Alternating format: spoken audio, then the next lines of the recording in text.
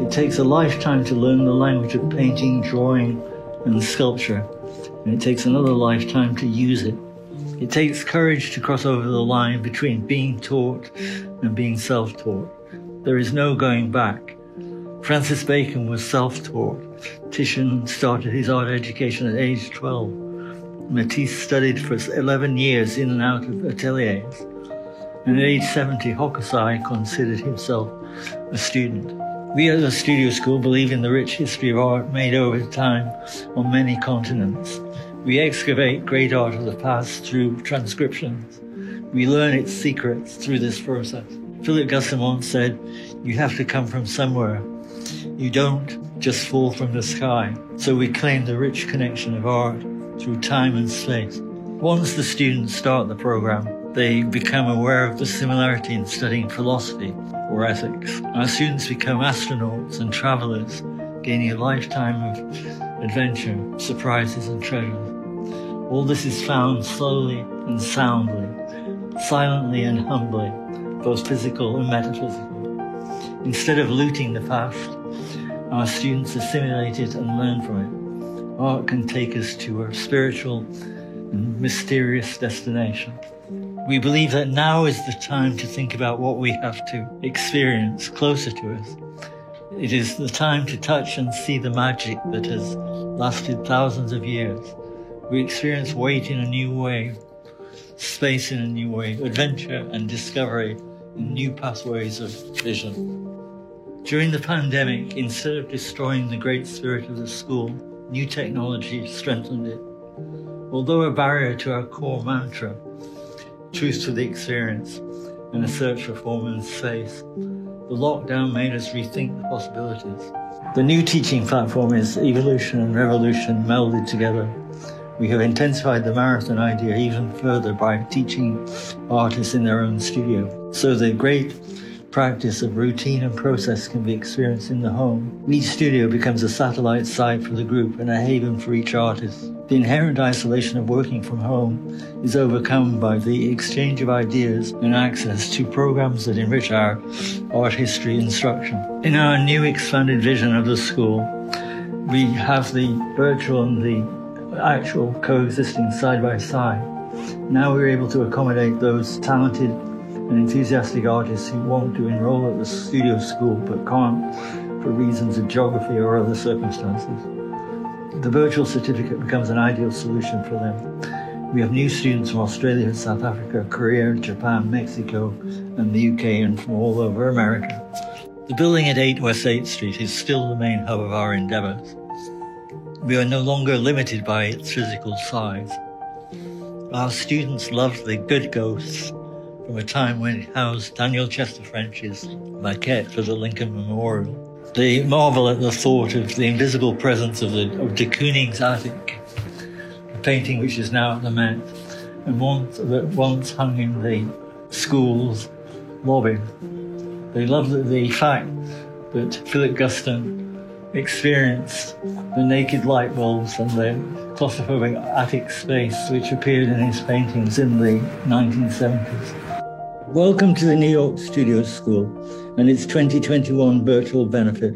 As human beings, we need heroes, and we need to acknowledge them with showers of gratitude for being so special. I feel fortunate to honor Emily, Lucy, and Lowry. They are all paradigms in their field. I have personally known all three of these superheroes for several decades. Time reveals that they are truly marvelous and share that great human quality of generosity of spirit.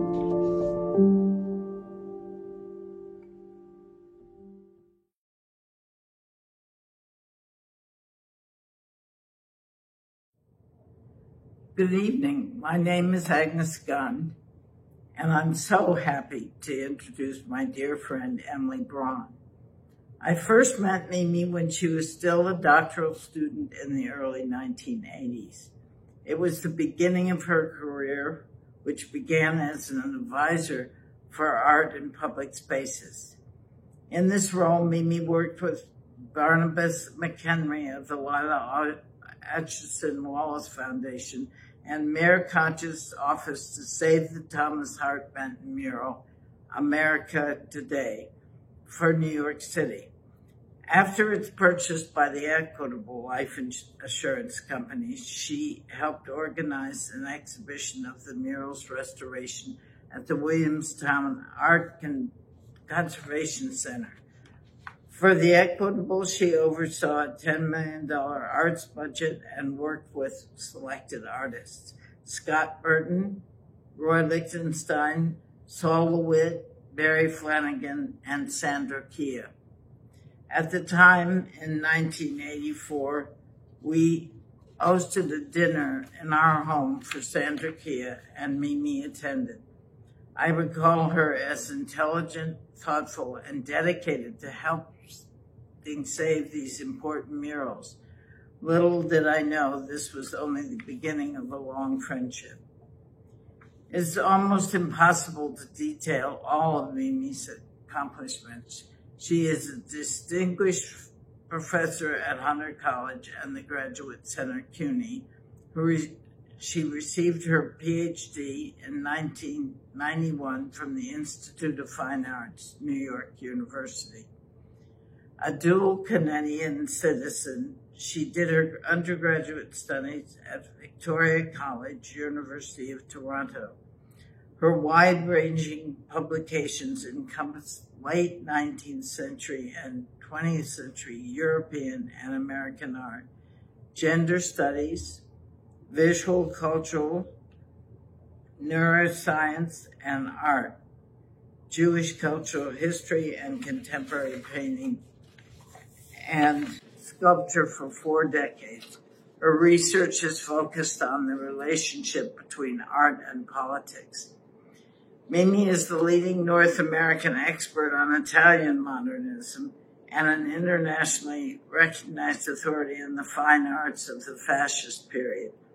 Mimi's most recent publication, Alberto Burri, The Trauma of Painting, won the Daedalus Foundation Exhibition Catalog Award for 2015.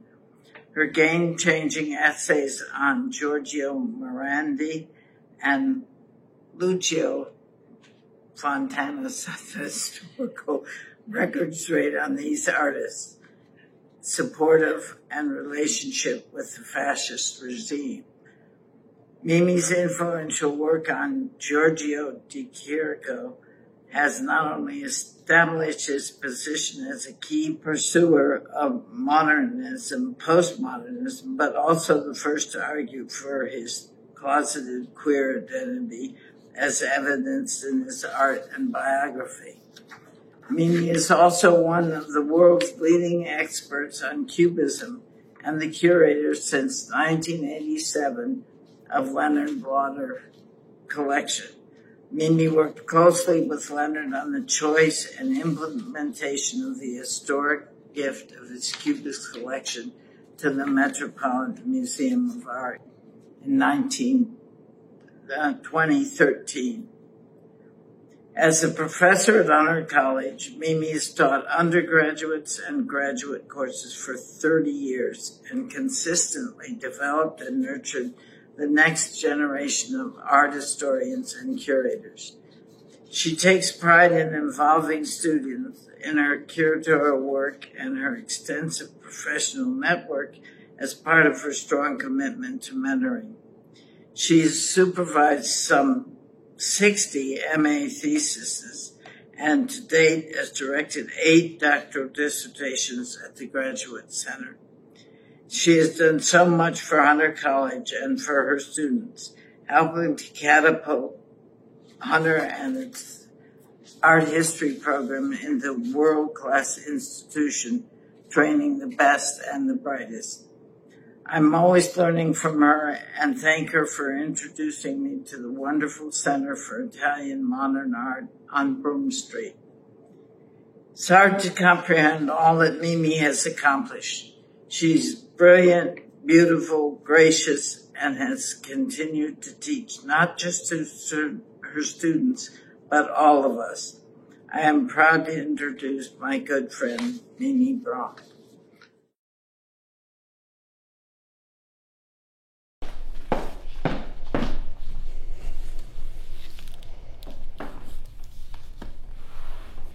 Welcome to the New York Studio School Benefit. My name is Emily Braun, and I'm thrilled to be one of the 3 honorees this evening. I thank Graham Nixon and his team for inviting me to participate in the annual gala benefit. The New York Studio School is very dear to me. I've been going to its evening lectures over the years, over 3 decades. I'm also a big fan of its drawing marathon, the 2-week nonstop 24-hour drawing marathon. And as an independent art school in New York, it has a special significance, its independence and also its emphasis on traditional training in the arts and, of course, contemporary materials and theory and approaches to art making. It was many years ago that Graham Nixon invited me, still as a graduate student, to give a lecture in one of the evening series, for which I've always been appreciative. Thank you, Graham, and thank you to the New York Studio School. I'm an art historian and a curator, and I thought I would speak this evening about exactly what I do in those 2 professions. And I'm going to tell you about a painting that I happen to own that hangs above the fireplace in my living room. The story is a rather intricate one, and it begins in 2002 when I was a fellow at the Cullman Center for Scholars and Writers at the New York Public Library. I was working on an exhibition for the Jewish Museum entitled The Power of Conversation, Jewish Women and Their Salon, with my dear colleague and friend Emily Bilski, my co-curator. The exhibition was about 12 women who used their homes, the private sphere, to make an enormous impact on the world at large, the public sphere. Who was Berta Zucker-Kandel? Well, she wrote her own memoirs, My Life in History, in 1938. She writes in these memoirs that this is not just the story of an old lady, but rather my life, as she says, was behind the scenes of the most dramatic years of the past 6 decades of European history. She herself was an art critic, a writer, a journalist, but it is her salon which was so extraordinary, in which she gathered remarkable personalities and thinkers of the age. The group known as the Young Vienna Writers came there, including Arthur Schnitzler, Peter Altenburg, and Stefan Zweig. Artists such as Gustav Klimt. Berta Zucker-Kandel was his main champion in the Viennese and German press. Other artists of the Wiener Werkstätte, such as Koloman Moser and Joseph Hoffmann, the architect. Otto Wagner, the architect as well. Indeed, it was said that the Vienna Secession was born in her salon. And it was at one of her salon evenings that Alma Schindler met Gustav Mahler. In addition, her salon gathered the foremost minds of the University of Vienna Medical School. Berta Zucker-Kandel was married to Emil Zucker-Kandel. The University of Vienna Medical School was the foremost medical school at that time in Europe. Zucker-Kandel himself was a specialist in anatomy. His brother Otto Zucker-Kandel was also a professor there. And there was a 3rd brother named Victor Zucker-Kandel, who was an industrialist and very wealthy, and he became one of the most important patrons of Gustav Klimt. But back to Zucker-Kandel herself, we must remember that for a woman to have a byline in a daily newspaper, as she did, the Wiener Allgemeine Zeitung, was remarkable for its time. Very few women had their names in columns as journalists and as art critics. She defended Klimt vociferously in the press when Klimt's murals were rejected, the commission he did for the University of Vienna Medical School, and a book of her art writings was already published in 1908.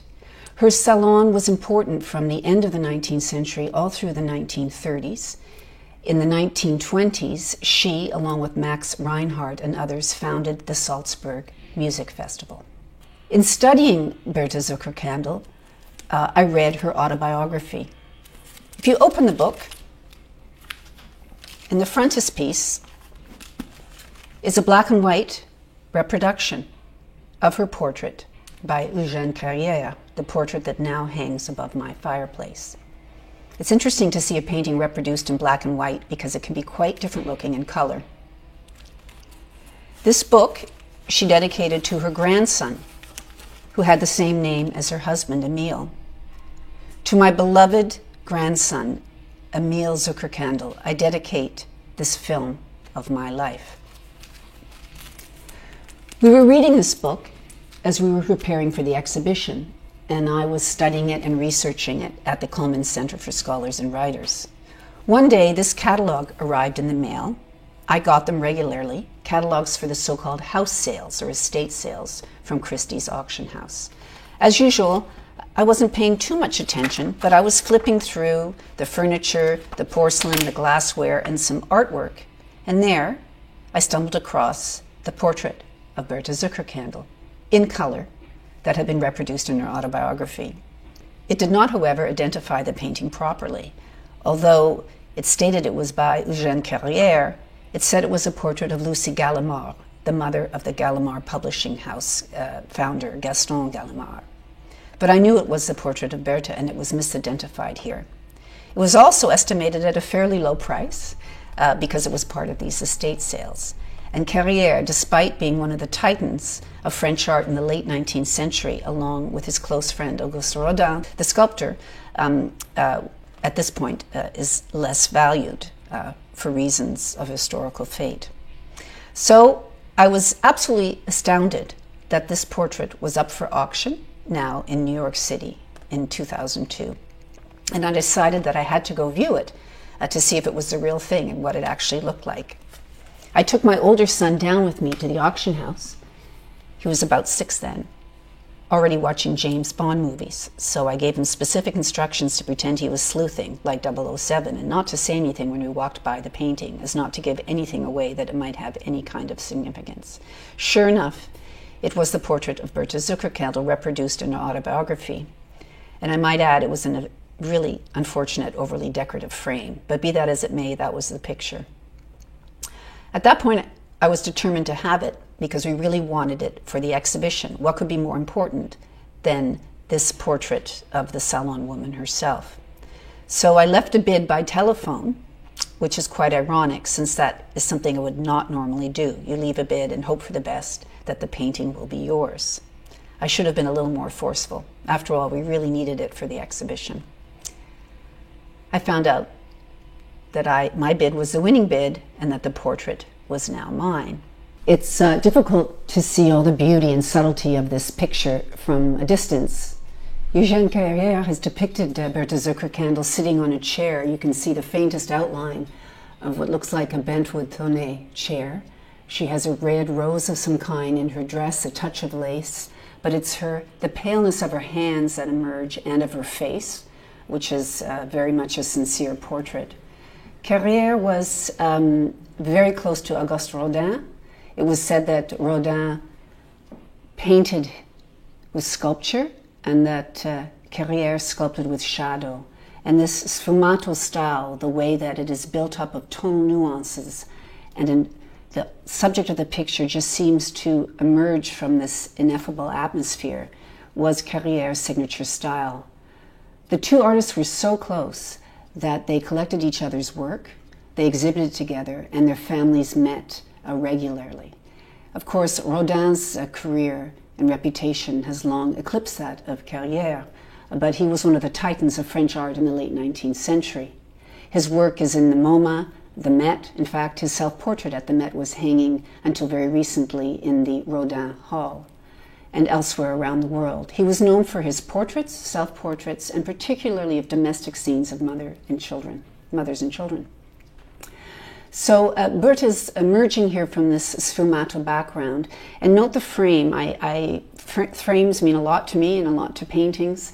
And there's a story behind this frame as well. It is a frame that owes its design to Edgar Degas, the realist and impressionist painter. Like many artists of the end of the 19th century, Degas, like Whistler too, was very particular about how his pictures should be framed. So I wanted a reproduction Degas frame for this painting. And I went to see Mr. Gutman at Gutman Framers at East 73rd Street between Lex and 3rd Avenue.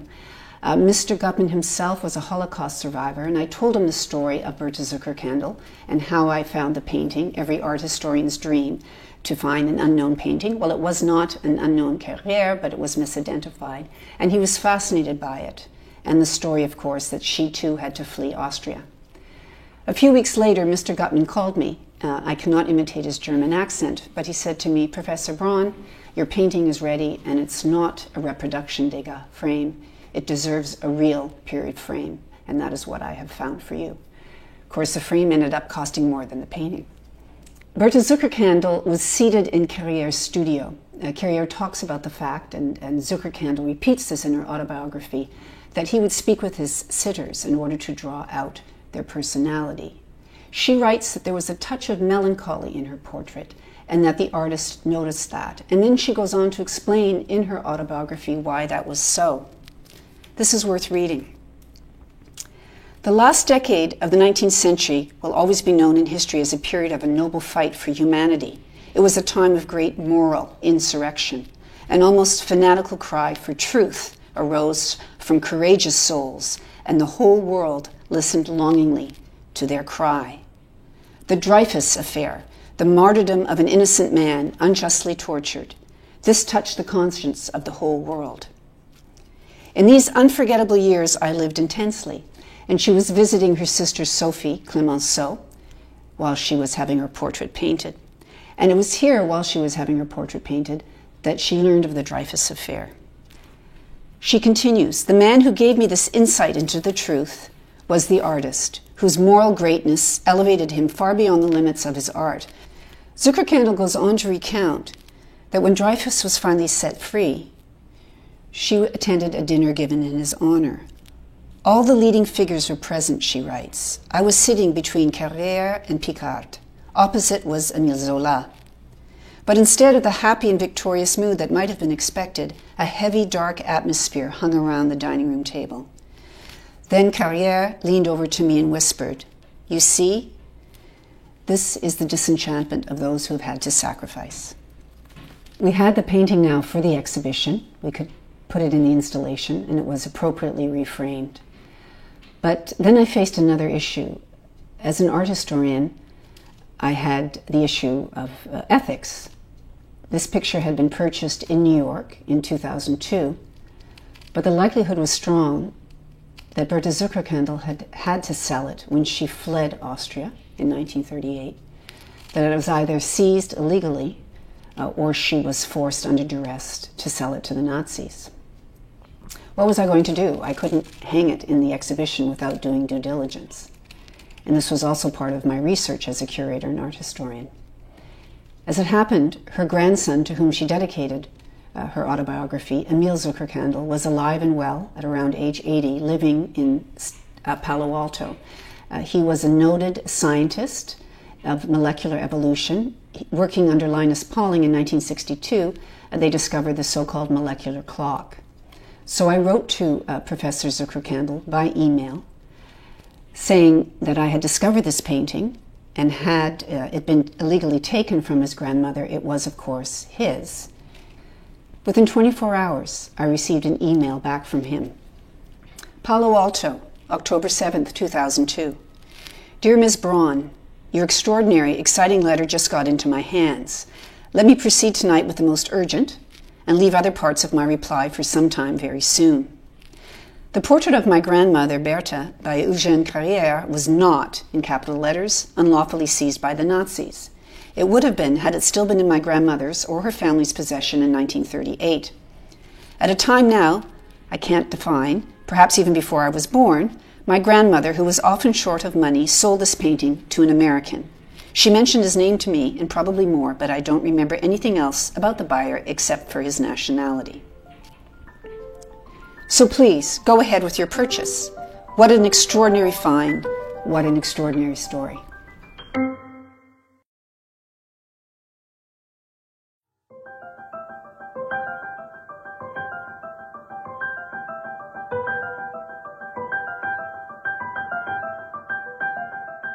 Hello, my name is Jennifer Field. I'm an art historian and executive director of the Estate of David Smith. It is a tremendous privilege to introduce Lucy Liu as an honoree at this year's New York Studio School benefit. I know Lucy as a dear friend and as an artist, and like many of you, from her illustrious career as an actress in television and film. She is also a humanitarian and a philanthropist. Since 2004, she has served as a UNICEF ambassador to draw attention to conditions of childhood poverty around the world. Her directorial work has extended to the harsh reality of sex slavery and child trafficking. Such work derives from a naturally charitable impulse, one that infuses Lucy's personal and professional lives. Lucy is a dedicated mother, daughter, sister, and friend. In TV and film, her work as an actress and a director is largely defined by assertive roles that promote the image of strong women and Asian Americans, work that earned her a star on the Hollywood Walk of Fame in 2019, only the second woman of Asian descent to receive one. If I had to choose one word to unite Lucy's work in all mediums, it would be integrity. Integrity underscores every aspect of Lucy's career. She puts careful thought into each project before committing to it to make sure it aligns with her personal values. Lucy also seems to possess an infinite amount of energy. Her passion for life and art is contagious.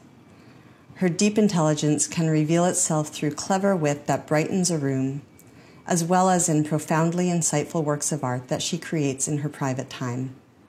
One example remains relevant today: an early collage relief titled Flag that Lucy created in response to a pro-choice rally she attended in Washington, D.C. in 1992. At the time, the U.S. Supreme Court prepared to consider the constitutionality of a Pennsylvania state law that restricted access to abortions.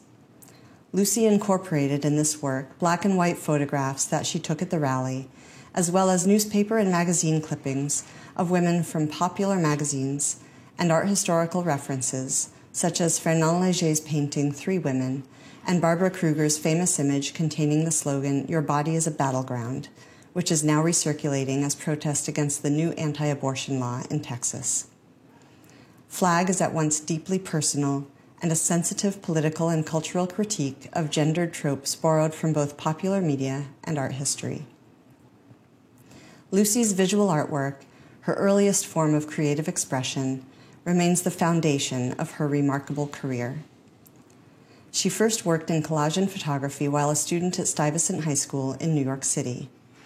After graduating from the University of Michigan with a BA in Asian Languages and Culture, she moved to Los Angeles to pursue her interest in acting. Lucy's first solo exhibition was held at Cast Iron Gallery in New York in 1993.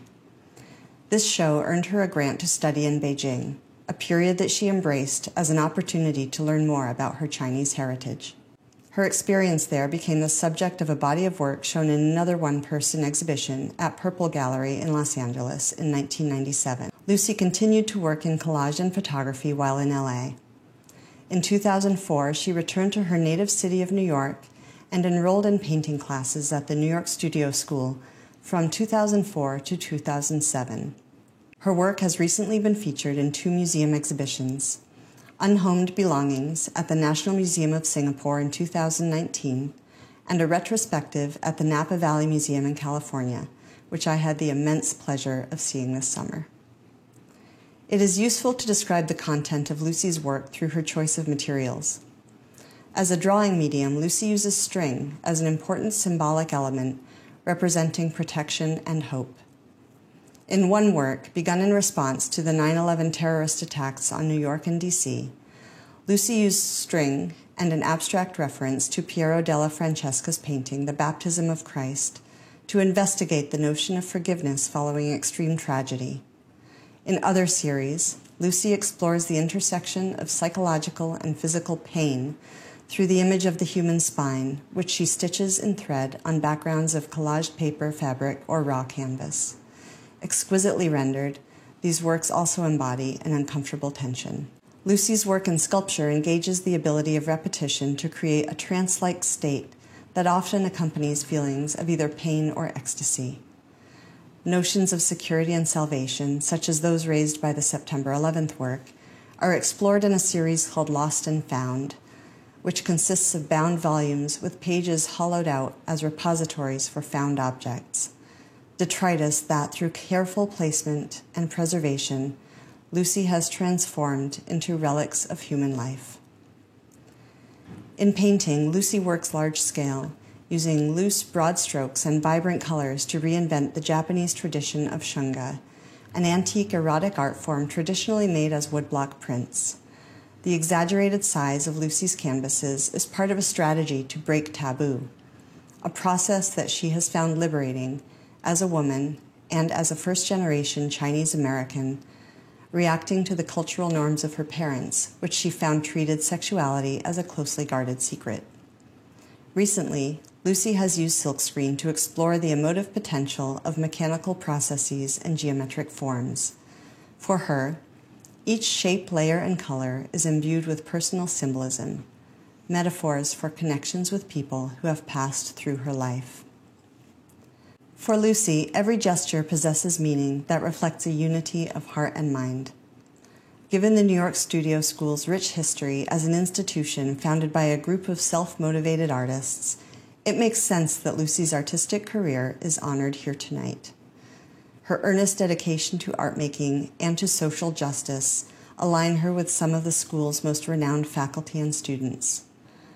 Lucy, congratulations on this very important recognition. You are an inspiration. Thank you for sharing your unique vision with the world. It is truly a privilege to be honored at the New York Studio School. I remember the first time I walked into the school. It was summer, it was hot. All of the students were gathered with all of their materials, and we were sent to all the different rooms that we were going to be painting and drawing in. It was an intensive course, and I remember going upstairs.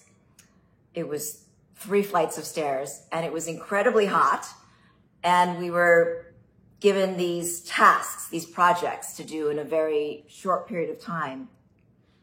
And I remember staring at the paper stapled to the wall and thinking, what am I going to do? How do I start? And I was petrified. And that was the beginning of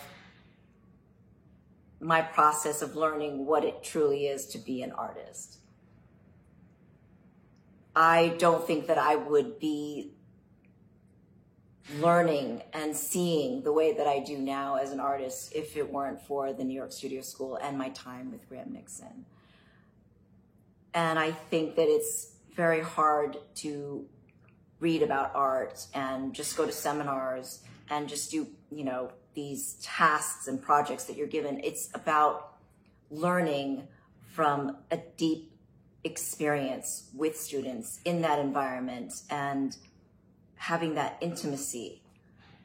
And instead of feeling fragmented, you feel unified and you feel confident. And that confidence in being able to see the way that I see uniquely is something that was taught and was shared by the school. So all of my gratitude to the teachers and to Dean Nixon for considering me for this honor, which I feel so humbled by being in this group with these other honorees. I would not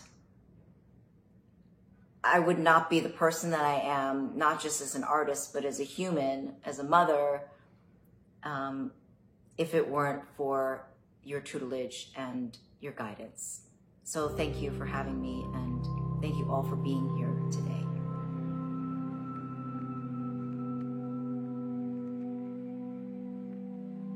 This is the beautiful Napa Valley Museum of Art, where I just had my first US-based solo exhibition. My work tends to be intimate and personal, and I often try to dissect things that were not explored when I was growing up. And during my adolescence, I was constantly asking questions about things that were considered taboo, and I was never satisfied with the answers I was given. And I believe that curiosity is absolutely key. And so looking into the crevices of these questions and answers is something that I can express and explore through my art. Another ongoing concern in my artwork has always been the notion of security and salvation, protection, and there are long-term effects that result from all personal relationships, reflected in both our physical and emotional selves. And I've always used art to address these effects and ideas. And this theme is sometimes realized by the appropriation of discarded objects, which I place into handmade constructions where the objects are then protected and given a new significance and a home. And although it's only in retrospect that I really discover the threads that tie all of my various bodies of work together, I find that no matter which medium I'm working with, I often focus on the connections between people who pass through our lives. And maybe I'm subconsciously seeking a closer examination of the meaning behind our personal relationships, whether they're positive or negative, that each interaction in our life leaves a mark on our psyche. And I truly believe that these marks store emotional and psychological information accumulated during our lifetimes, and my art is an attempt to express how these relationships are cultivated, or even abandoned and intertwined in our personal lives. The struggle to reveal these connections becomes even more prevalent when I'm painting larger works. And moving around on that scale basically forces me to be extremely physical and therefore much more present. And that is the closest feeling to freedom that I have ever felt.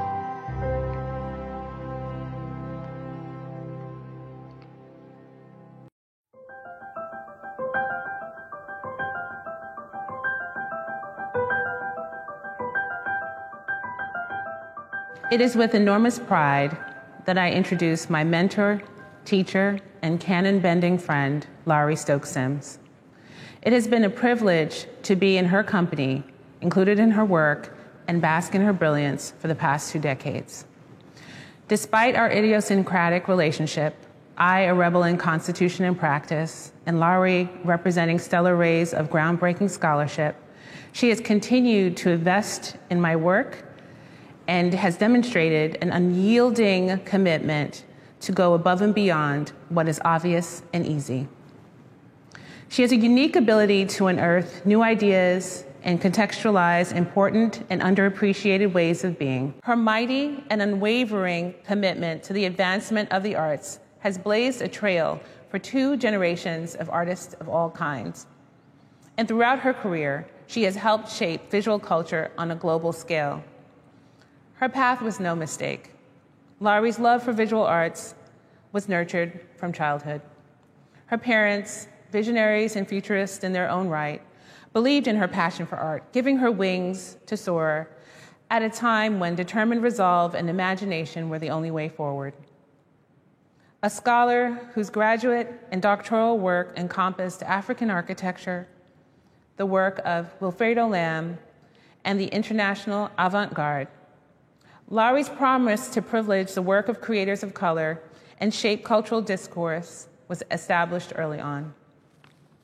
A specialist in modern and contemporary art, craft, and design since the 1970s, Lowery has been both witness to and participant in the Black arts movement, the feminist art movement, and postmodernist politics.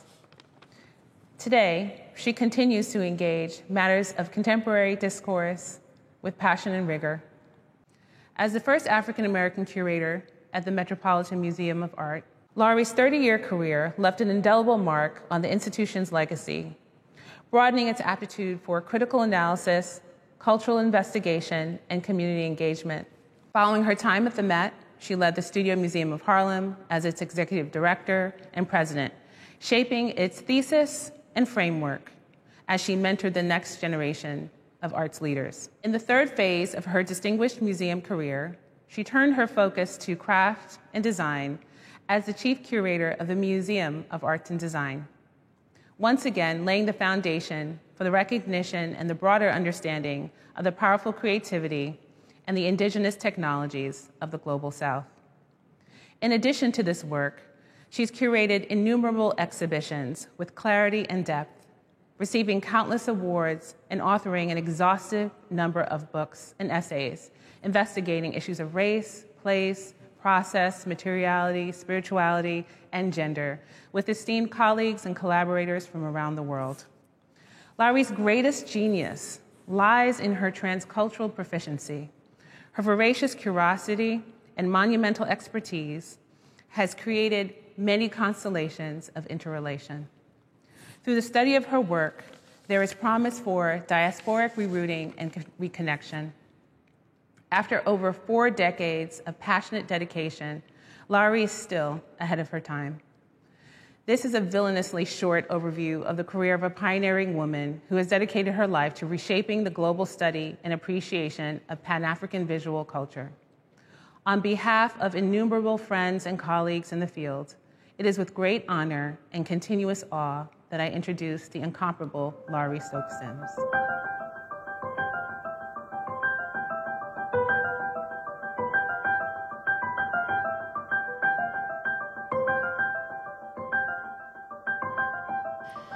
Good afternoon. I'm coming to you from the Cone Galleries at the Baltimore Museum of Art. I moved to Baltimore about 1.5 years ago, and this is my new home in front of the fabulous Natalia Goncharova.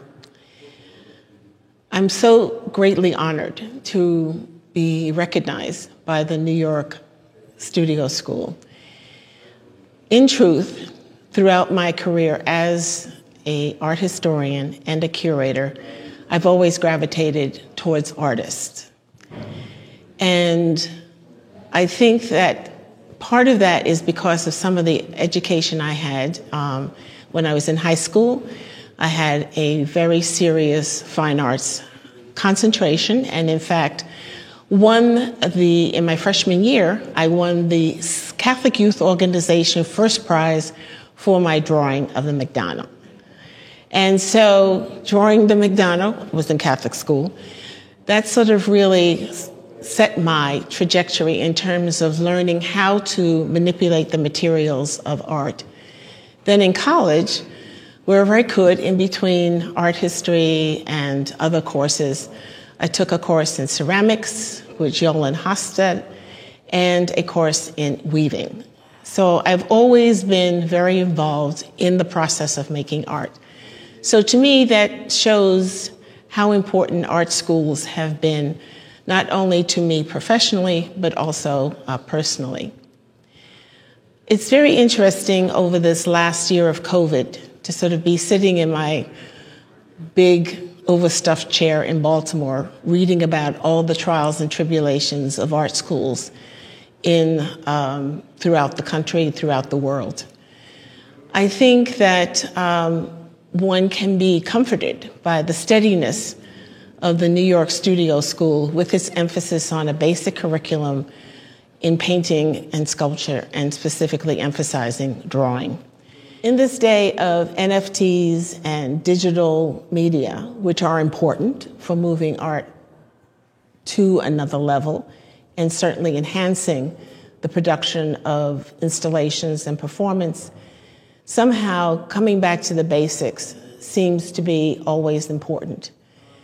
And from all the work that I can see that's coming out of artist studios, those basics are still very important. And in fact, this morning, I just read on the Artsy website the attraction of artists who draw for collectors. So I think in the middle of Bitcoins and NFTs and digital media, we still have a constituency of artists, collectors, critics, and museum curators who really find the basics of art important. And that's where the New York Studio School really becomes an important institution.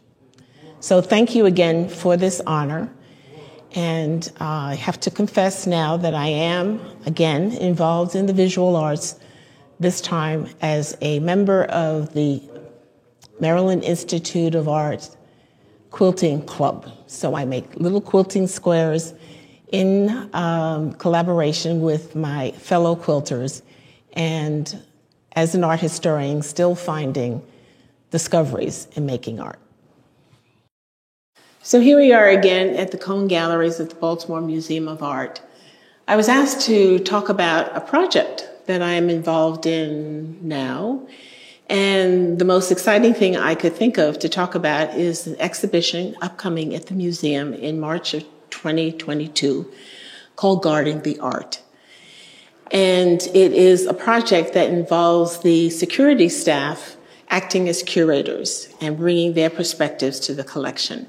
I was asked by Asma Naeem which projects I might be interested in, and I immediately went on to this one because through all the years I've worked in museums, the most interesting conversations I've had in going to the museums are with security guards.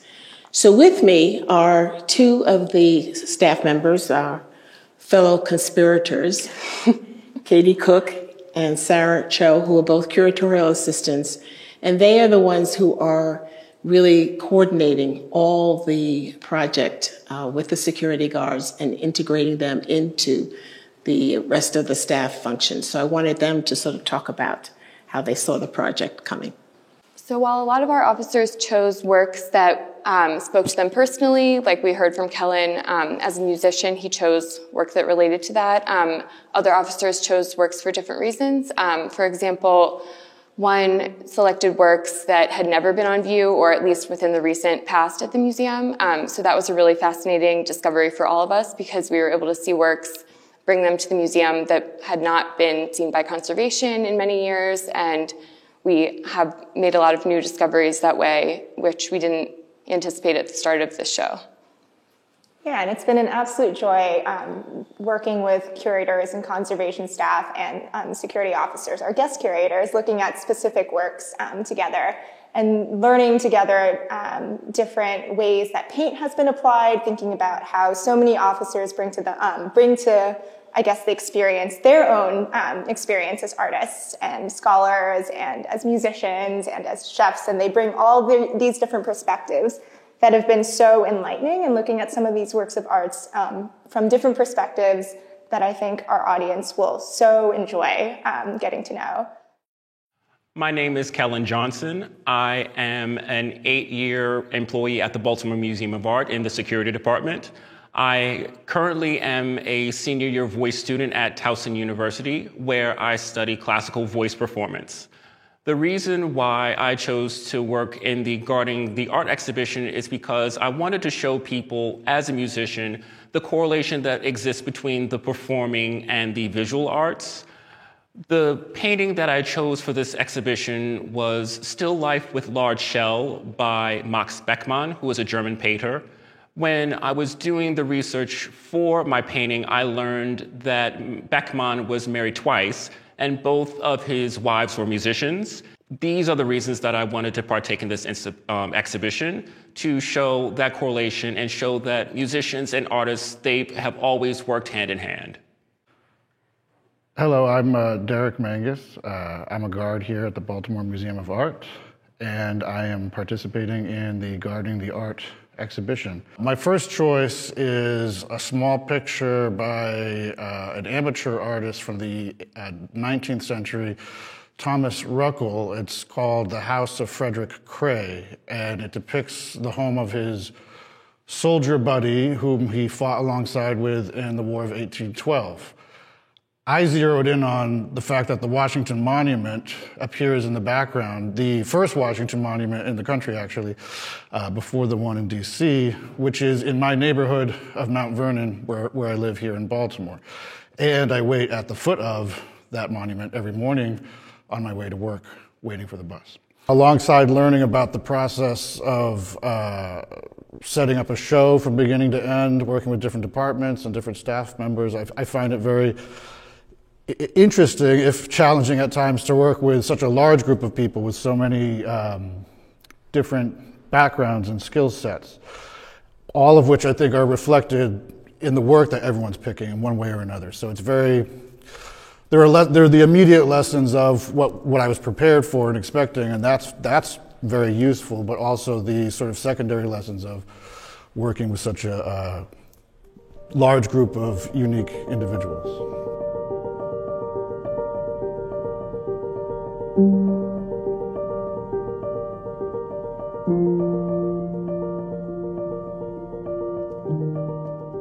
Hi, my name is Nick Hill.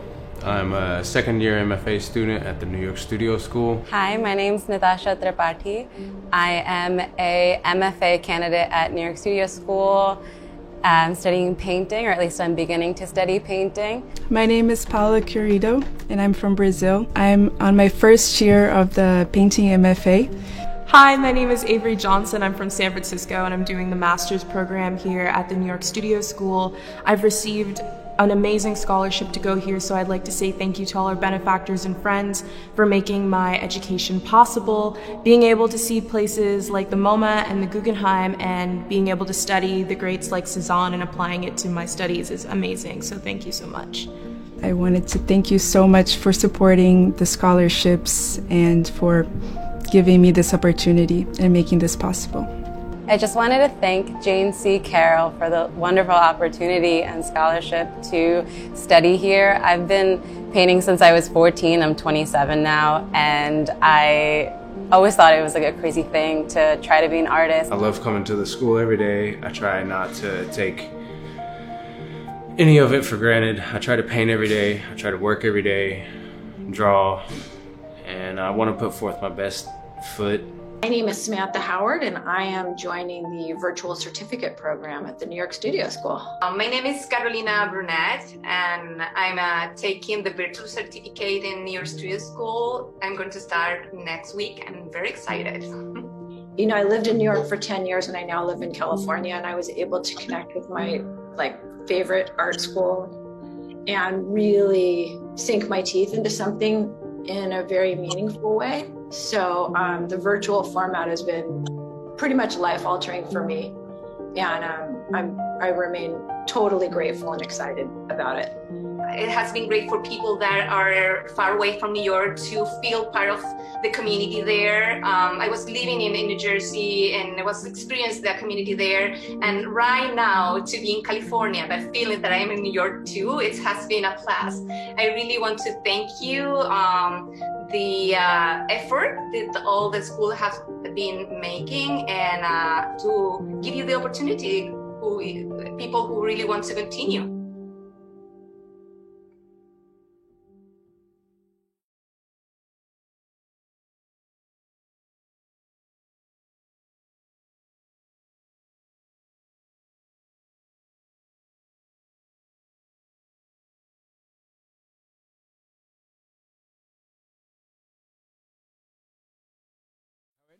I'm on the faculty here at the New York Studio School, and this is a powerful moment in our evening, ladies and gentlemen. We're now live from the New York Studio School, surrounded by works in the silent auction of this year, and at that moment of the evening where we really take the temperature of the love and support that this warm and wonderful gala evening has for the New York Studio School. The New York Studio School, those of us who are here know, has for half a century and counting had a unique vision of art its future, and the continuity of materials and of a hands-on approach to drawing, painting, and sculpture.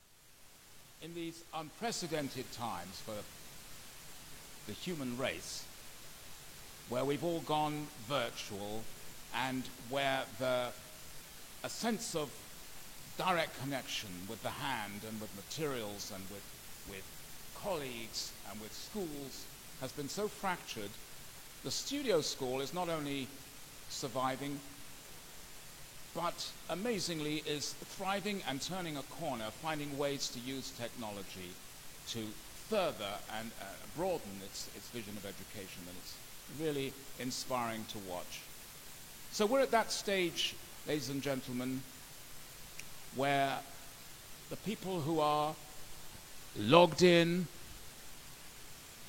where they are, New York, around the country, around the world, where our honorees and congratulations and deep gratitude from faculty, students, the whole community here for doing us the honor of being our honorees. This is the time when the honorees, their families, their friends, their supporters, the people who love the studio school step up, open their checkbooks and open their hearts and say, we are going to support the students and thus the future of the New York Studio School. The New York Studio School is pretty unique in that everyone who is here as a student who feels that they need some help financially to make it through can turn to scholarships, can turn to funds and stipends and honorariums and whatever you call them, whatever the euphemism is, putting some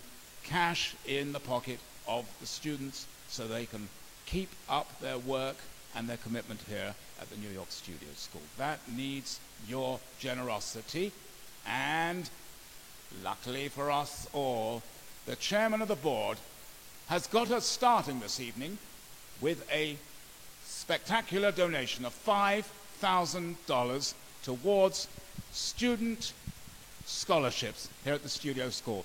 Thank you, Tony. And I can hear you all thundering with applause, each of you in your own little cell on that live stream. But here we are live at the New York Studio School, and we need some more donations, please. $5,000 can pay for a whole summer session here at the school. $2,500 can pay for a marathon and all its supplies. Looked at another way, $5,000 can send a student here and he or she can bring his girlfriend or his boyfriend, or her boyfriend or her girlfriend, or whatever. $5,000 will be 2 marathons. And, hey, I think we have $5,000 coming in from Texas. Good old Texas. I was there last week in Houston. Hot place, not surprised. And guys, $1,000 is a masterclass here at the Studio School. $1,000 covers the materials for the marathon here at the school. The unique, the kind of jewel in the crown of the Studio School. 3 times a year, these marathons. And wait, enough waffling. New York City is showing that Texas where the action is. Another $5,000 from New York City. Thank you, New York City. And $500 would give an evening and weekend class here at the school. Classes are taking place physically here at 8 West 8th Street, and they're taking place on the internet too. You can give nothing, no gift is too small. Well, some gifts are a bit too small. Let's make it $500 if you're thinking small, folks, or $100 if you're really strapped for cash because, in fact, someone in New York has given $100. And by the way, ladies and gentlemen, there are a rich variety of ways in which you can give this year to the Studio School drive for student scholarships. You can make a donation on the website. You can write to Beatrice Chessman at the Studio School. You can actually just go below this face that's berating you on the screen if you're getting sick of this face, just look down at the donation button instead. You can donate as I'm rabbiting away here, as indeed somebody has, to the tune of $5,000 in the great state of Wyoming. Not sure what the name is for Wyoming, but it looks like we're already on $21,000, and we'd like to get $30,000 before we stop berating you with numbers and please. But remember, guys, ladies and gentlemen, friends, $5,000 a summer session, $2,500 the supplies are needed and the tuition for the marathon here at the studio school. $1,000 will give you all the materials you need for a semester of drawing. $500 for sculpture. Funny that, isn't it? That 3 dimensions costs less than 2. Anyway, we should start teaching 1D as well. Then you can give your $100. Anyone else giving $100? Well, someone's giving $2,500 from Pennsylvania. Thank you, Pennsylvania. $2,500, that puts us up to 23,500. We've not far to go. If you're getting sick of my voice, ladies and gentlemen, and I don't blame you, I don't take it personally, but if you're getting sick of my voice, you can shut it up with your checkbooks. Let's make some donations, and when we get to $30,000, we'll feel that we've done some useful work here, and we can turn our attention to these beautiful works hanging on the walls here at the silent auction. How are we doing? Any more? Any more coming in? And by the way, when I do stop berating you or goading you into donations, you can keep giving. There's no real cutoff. It's not like an election. You can keep voting. You can keep at it with the donations, because they are all fueling the future of drawing, painting, and sculpture. Putting cash in the hands of the people who need and want to study here. People who might be doing an MFA, they might just be here without any interest in letters at the end of their name, although an MFA from this institution is of such potency and value. But people study here for any number of reasons, and another $500 has just come in from New York City. Thank you very much for that. How are we doing now? Any more interest? Be lovely to hear another something more from you. Very much indeed. Shall we perhaps turn our attention to some of the works, ladies and gentlemen, that are hanging on the walls here at the studio school? And we won't be shy to interrupt our aesthetic discourse should there be something as crude but desirable and necessary as a fiscal donation. Yes, art sings, but cash talks. You know, when people think silent auctions, benefits, art schools, there are some people who think, aha, a bargain. This is the place to come and take advantage of the extraordinary generosity of artists who interrupt and frustrate their natural market by giving works of beauty and quality that go for quite a bit less than they really ought to be going for. Well, I just have one thing to say on that subject. Actually, I have 2 things to say on that subject. The first thing to say on that subject is a big thank you to the people who have given their work to this silent auction. But the second thing is that auctions are not only the place to pick up bargains, auctions are the place to set records. Auctions are places to forge reputations. Clint L. Steed is a hero in these halls. He was a student here. He is a teacher here. This drawing of his quickly got its opening bid at $500, but it's over $1,000. It's at $1,050, and it has bust through the evidently overly modest estimates that the auctioneers put on this unique drawing, this fabulous piece of work. And why stop there?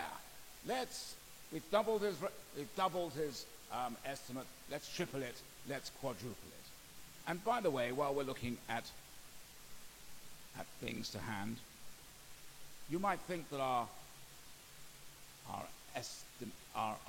revered and beloved honoree, Lucy Liu, got away a little easily by giving us a book. But that is where I think you would be a little mistaken, because this is no ordinary book. And this is why you need me here.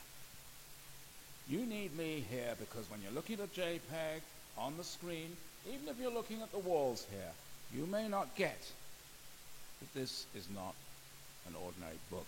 I'm torn here between your being able to hear me and behaving in a conservationally sound way. Here's Beatrice with her beautiful white gloves. Thank you.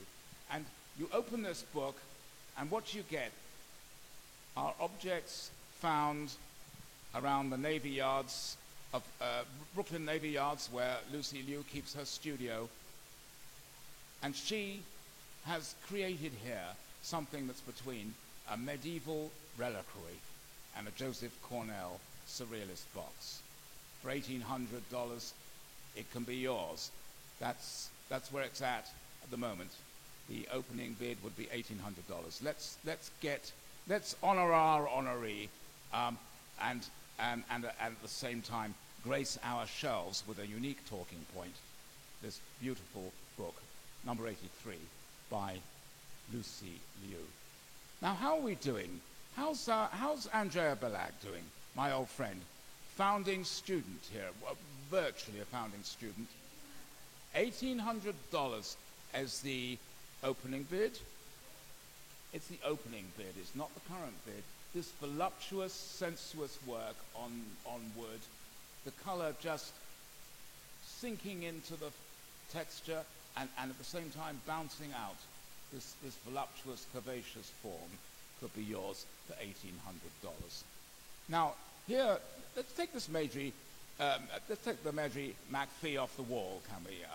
One of my able assistants, Beatrice, maybe. It's worth holding it up to the camera a little bit, because when you see this work in reproduction, you might think it is a very quiet, modest, underestimating kind of quiet work. I think I said that twice. Quiet. Okay, it's quiet. But it ain't that quiet. When you look up close, you see extraordinary texture, and you see actual collage materials, a button, a zipper. Barnett Newman could take his zips a long way, and Maidry McPhee can take hers pretty far as well, $3,000, and it could be yours. Talking of thousands of dollars, there are a few gems here that are waiting for their opening bid. William Wegman, you could take this beautiful dog home with you for $6,000. Talking of thousands of dollars, $6,000 could also get you this gorgeous flower, forgive my botanical ignorance, by Graham Nixon. No idea what it is, but I like it. Amaryllis. Amaryllis. And I'll come back to these three in a minute, because there's something special. But the Sean Scully here, $5,000, I believe, is the opening on it. And the Mario Navas. Mario Navas is a redoubtable painter, but one of our great critics.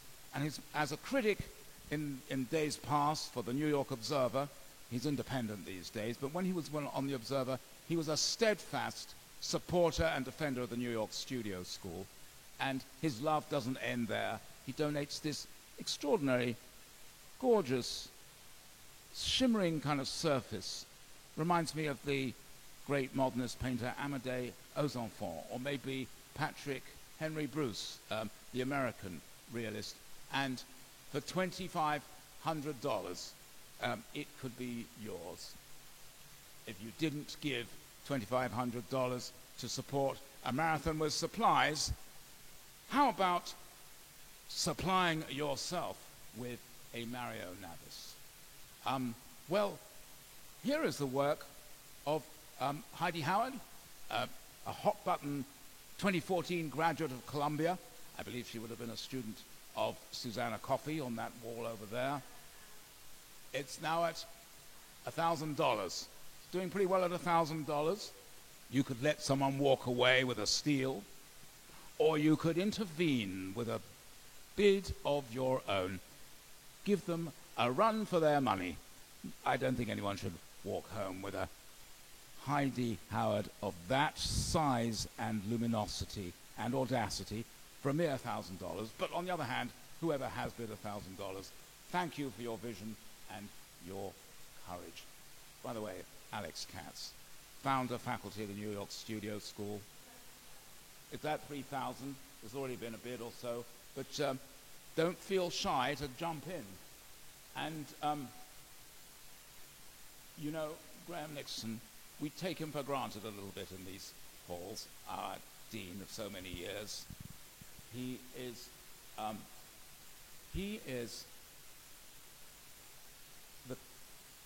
owns sunsets and dusks. No, sunsets and dawns. Sunsets and dawns, he owns them. But he owns each individual one of them. For $18,000, you could take this effulgent masterpiece home with you. It utilizes watercolor in all its splendor and is counterintuitive to the medium at the same time. Quintessential Graham Nixon. And I don't think if you have $18,000 to invest in this, I don't think a morning or an evening of your life with this hanging in your home would be anything other than resplendent as this work is. David Humphrey, I believe, is waiting for a bid. What's he at the moment? $1,800. That could be your David Humphrey. But you know, what we lose, I think, with JPEGs is the sense of scale, the sense of size. You can read the dimensions, but they're just numbers. Numbers are an abstraction. When you actually see my big mug here and this Susanna Coffey here, I'm going to commit conservational sacrilege and just take it off the wall and walk with it towards the camera. It's just something extraordinary that on this few inches square, pretty much the size of an iPad, currently at $900. It has a bid, but it needs another bid, I think, because look at the way that's a scale within the size. It's a diminutive size, and yet within it, these tiny figures. It's one of her night paintings. These tiny figures at the bottom give a sense of magnificent scale to this whole work, with its kind of waterfall or shed or whatever it is behind it. Frank O'Hara once said of Katz over there about his early collages, the size is intimate, but the scale is vast. We could say the same thing about Susanna Coffey. It's the size of an iPhone, but it's a lot smarter than Siri. And guess what? It's keeping company. There you are, no damage done. It's keeping company with two other exquisite little works. This Lois Dodd, $5,000, as I mentioned earlier, one of her nudes in a landscape, was one of the first shows I got to curate here at the New York Studio School, was Lois Dodd, Nudes in the Landscape. And in those days, she wasn't yet making her work on flashing, these tiles that are used in roofing. Do we have a bid yet on the Lois Dodd? My God, folks, you haven't got too long. The starting bid is $5,000. The estimate is $7,500, but in years past, the estimate was busted through with a tsunami of enthusiasm and support from the Studio School community.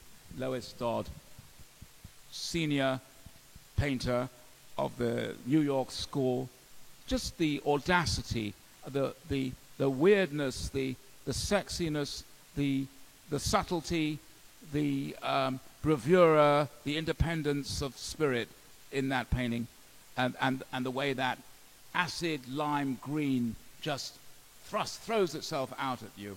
Well, that's cool, but right next to it, a work by Janis Nowinski. Janis Nowinski has a show at the moment in Chelsea. It's got a very nice review today in Hyperallergic magazine. I can let you know that by the weekend it's going to have a very nice review in Art Critical magazine as well. Don't tell her that. It'll go to her head. But $1,300 is the starting bid. It could be yours. $1,300. It's fascinating to see it next to the lowest, sandwiched by the coffee and the Dodd, because it's quietude. It's like a kind of Morandi in its understatement of color, and yet it's just got such mystery and poignancy and poise in it. There's some really beautiful works here. I think we better wrap it up soon, ladies and gentlemen. It's been a long and wonderful and fruitful evening, and it's, I think, time that we have for a concluding statement, yes? But how did we do with what was our grand total so far in donations? It's somewhere around $23,500. $23,500. But guess what, folks? The time is 9:25. The bidding on the silent auction closes. The hammer comes down at 10 p.m. I won't be here to bring the hammer down, but believe me, if you try to bid on something at 10:01, you're going to be disappointed. On the other hand, if you want to give $5,000 for a summer session at the New York Studio School at 10:01, nobody will stop you.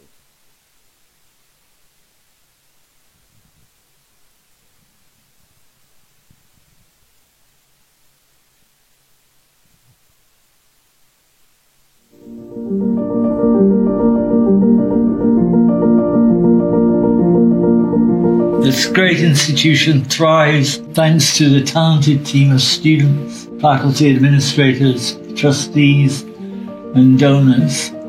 I extend gratitude most especially to our honorees, Emily, Lucy, and Lowry, those fantastic individuals you heard from tonight. Their attention and support encourages us in our great mission of educating artists. To you, our virtual guests, I offer heartfelt thanks for tuning into the program tonight and giving so generously to the school. I would like to thank our former Director of Development, Alex Williams, for launching this evening's program. Beatrice Chessman for brilliantly taking charge of the myriad details that have made it such a success.